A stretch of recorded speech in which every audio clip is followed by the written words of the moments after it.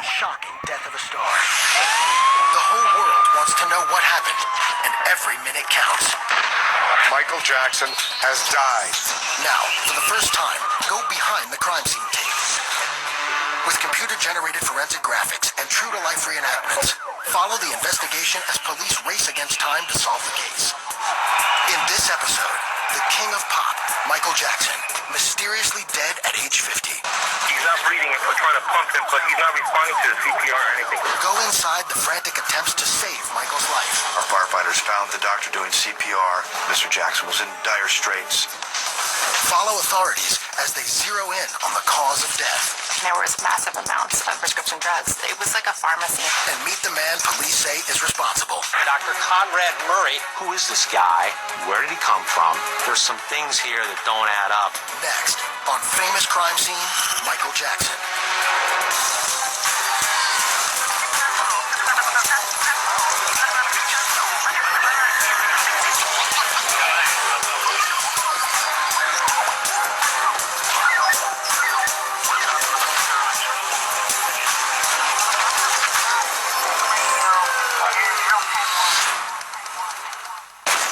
June 25th, 2009. Staples Center, Los Angeles, just after midnight. Michael Jackson finishes up a long rehearsal for his This Is It comeback shows, which kick off in less than 3 weeks. This is the final curtain call. Michael then returns to his rented mansion in the Holmby Hills section of LA. At about 1:30 a.m., he goes to bed.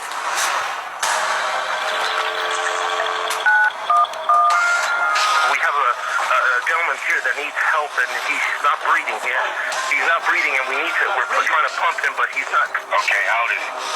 He's 50 years old, sir. 50. He's unconscious. He's not breathing. We got the call at 12:21. There was no identification by the caller of who he was or who was having the medical issues. But we knew that someone was in dire straits. Did anybody see him? Yes, we have a personal doctor here with him, sir. Oh, you have a doctor there? Yes, but he's not responding to the CPR or anything. All right. Do you have him? Is he on the floor? Where's he at right now? He's on the bed, sir. He's on the bed. Okay, let's get him on the floor. Okay, let's get him on the floor. CPR should be conducted on hard, firm surfaces. But there was a physician in the room that was doing CPR on the bed.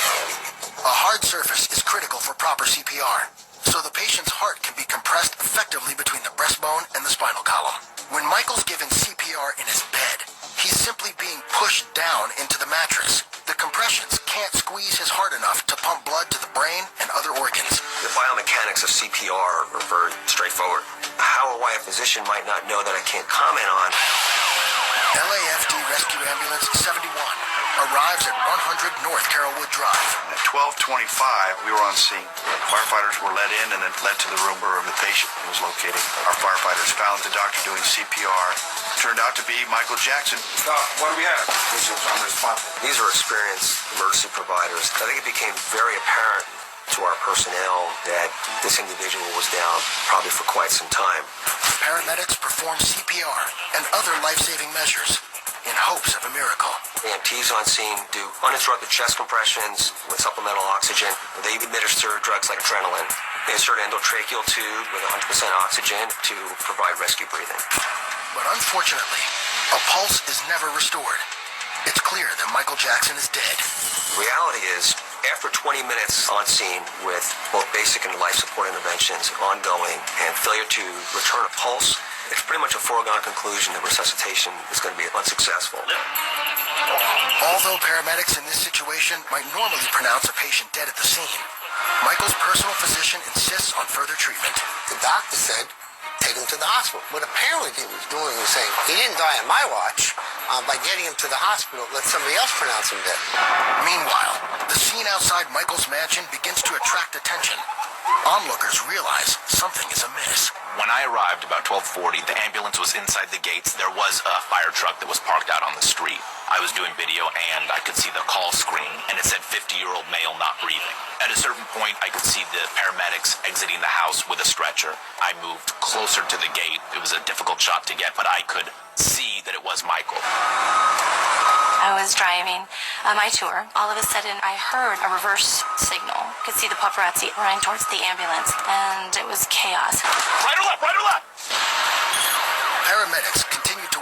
Michael as they transport him to Ronald Reagan UCLA Medical Center. With the paparazzi now trailing them, paramedics first turn west on a winding 1-mile stretch of Sunset. Then Hillgard, LeConte, and 2 more quick turns to reach the ER loading zone. The 2.7-mile trip takes 8 minutes. ER doctors work furiously to revive Michael. Though it seems hopeless, they refuse to give up on the megastar. Clear. But nothing works. Simultaneously, at about 1:30 p.m., the world gets word that Michael Jackson has suffered cardiac arrest and is in critical condition. Very few realize he is already gone. The first report that came in was from TMZ, and it said that Michael Jackson has suffered a cardiac arrest. Everyone was in shock. Michael Jackson suffered cardiac arrest and is now in a coma, literally struggling for his life. I got a phone call from Randy Jackson telling me that they had taken his brother Michael to the hospital, and he just says, "Brian, it's bad. Meet me there." Family members were arriving, so you had all this grief and anguish unfolding, and within 30 minutes, hundreds of fans started to show up at that hospital. And we were all waiting on word. Both the Los Angeles Times and CBS News are both now reporting that Michael Jackson has died. My brother, the legendary king of pop, Michael Jackson, passed away on Thursday, June 25th, 2009 at 2:26 p.m. It is believed he suffered cardiac arrest in his home. I was wanted to see him in concert. It's not fair that he's... At 10 a.m. on June 26th, the autopsy of Michael Jackson begins. 3 hours later, LA's chief medical examiner issues a statement. There was no indication of foul play. The medical examiner has ordered additional testing. Those tests will take approximately 4 to 6 additional weeks. With all signs pointing to a prescription drug overdose, the focus remains on Michael's private physician, Dr. Conrad Murray, who is still missing. The reason why they were unable to find Dr. Murray is plain and simple. Murray was already contacting lawyers to represent him and to plan his strategy. The following day, Murray and his lawyer agree to meet privately with detectives to give his statement. He laid out everything that had happened, not just that day, but in the 6 weeks leading up to Michael Jackson's death. He said that Michael Jackson had told him that he regularly used propofol and needed it to fall asleep. And Dr. Murray had been giving him quantities of it every night for 6 weeks, and then became concerned that he was becoming addicted to it. So that night, he essentially given him substitute. Though his lawyers will later claim Murray made unspecified mistakes recounting his timeline, this is what he tells police. Starting at 1:30 a.m., he gave Michael a Valium. 30 minutes later, Michael was still awake, so he administered the sedative Ativan via IV. For the rest of the night, Murray alternated between doses of Ativan and another sedative, Versed, every few hours. Still, nothing worked. And then at that point, they had said that Michael Jackson asked for what he called his milk. And at about 10:40 that morning, after much begging and pleading, Dr. Murray had relented and given him a dose of propofol. Murray says he gave 25 milligrams diluted with lidocaine. It went straight into Michael's IV, and finally, he fell asleep. Murray explains that he continued to monitor Michael for roughly 10 minutes before heading to the bathroom, and that he was out of the room for 2 minutes maximum. You do not leave a patient who's on propofol. If something goes wrong with their heart or their breathing or whatever, you're there. To go to the bathroom for a few minutes is just mind-boggling. But evidence suggests the doctor was out of the room far longer than 2 minutes. Murray's cell phone log, which detectives later obtain, shows that from 11:18 a.m. to 12:05 p.m., Murray was on the phone with 3 separate callers, totaling 47 minutes. Investigators are wondering, why is he on the phone 3 different times? We believe that he called his office in Houston. He had a girlfriend in Santa Monica, or his office in Las Vegas. Murray says that once he returned to the room, he found Michael not breathing. That exact time is still unknown. He then immediately started CPR and administered 2 milligrams of the anti-overdose medicine Anexate. Anexate counteracts specific drugs by blocking the brain receptors they affect, allowing those receptors to return to their usual state. When successful, sedation sedation is reversed and the brain resumes a normal level of activity and consciousness. Unfortunately, the drug didn't work on Michael. Murray's lawyer said that only after doing 25 to 30 minutes of CPR did the doctor run to get assistance. Somebody call security! Call security! Once staff members arrived, 911 was finally called. He's not breathing. Other than the time that the paramedics came, who knows what was going on in that bedroom. There's some things here that don't add up. This argument was that nothing was given to Michael that would have killed him. He didn't do anything wrong. Coming up, investigators nail down the cause of death. And later, police dig up some dirt on Dr.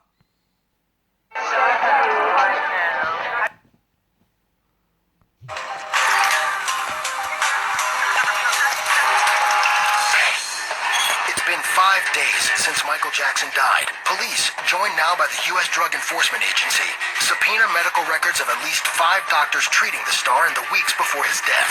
It isn't just Dr. Murray who might be implicated here. Michael Jackson had doctors all around the world prescribing different medications in different aliases. Some of the aliases include Josephine Baker, Omar Arnold. He used whatever really name he could come up with in order to get his drugs. One really important reason I used an alias for, because I didn't want anyone stealing his records. Arnold Klein is Michael Jackson's long-term dermatologist, but Arnold Klein gave us a real indication that Michael Jackson might have had a problem with propofol. He called me one weekend and he asked me if I wouldn't administer propofol, and I told him he was absolutely out of his mind. On July 22nd, police and the feds traveled to Houston, the site of Murray's main office. The criminal investigation just jumped to the next level. Detectives flew all the way to Texas looking for evidence. The next week, federal agents raid Murray's other office in Las Vegas, where they find receipts for 5 bottles of propofol he purchased just 6 weeks before Michael's death. They also seize records from Mickey Fine Pharmacy in Beverly Hills, where Michael was a longtime customer. DEA right now is looking for evidence of proper dispensing of controlled substances. Authorities discover a new twist in the case when they examine Murray's office files. The doctor has serious financial and legal troubles. Dr. Murray has multiple paternity suits against him and a lot of claims of fraud against him. Murray was being paid a reported $150,000 a month by Michael's concert producers AEG Live to help Michael sleep. Michael had interviewed at least 4 other doctors. They all declined because of ethics. They said they could not administer these drugs in a residential setting. Murray was the only person willing to take the gig because he needed the money so badly. Court documents released today reveal the cause of death.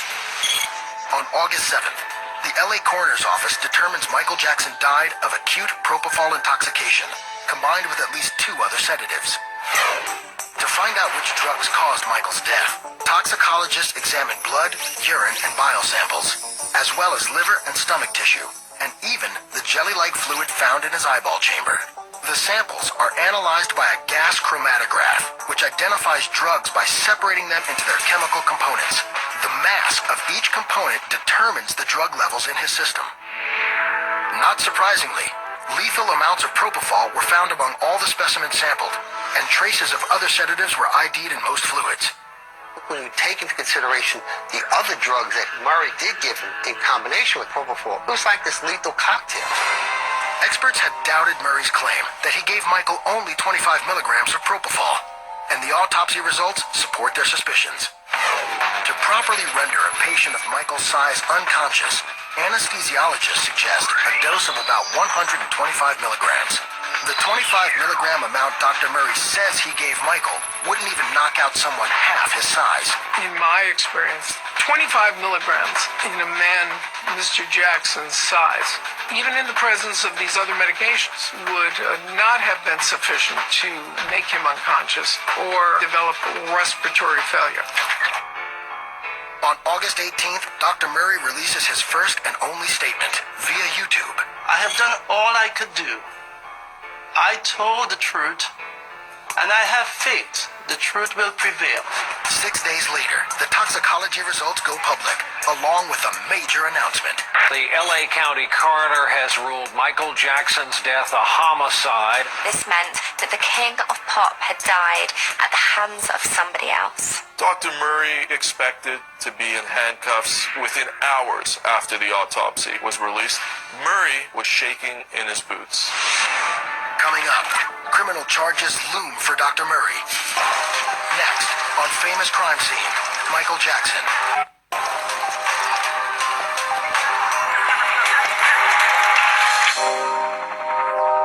On September 3rd, grieving friends and family gather at Forest Lawn Cemetery in Glendale, California, to bid a final farewell to the King of Pop.